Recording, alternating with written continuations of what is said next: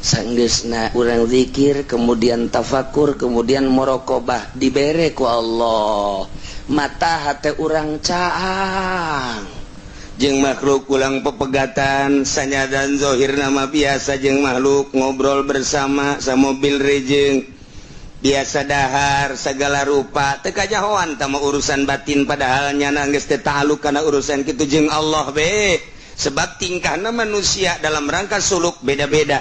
Aya nu di gunung, aya nu di leuweung, aya nu di imah nyeun pondok pesantren, aya nu berpolitik, aya nu berekonomi, aya anu macem-macem ku Allah dibere bisa bae, aya de kusuma usul bae.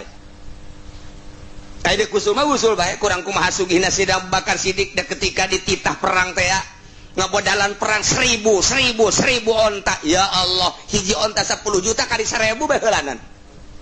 Begitu Hudzaifah bebeja ka Kangjeng Rasul abdi ge 1000 cek Sidina Abu Bakar embung eleh abdi 2000 ya Rasulullah.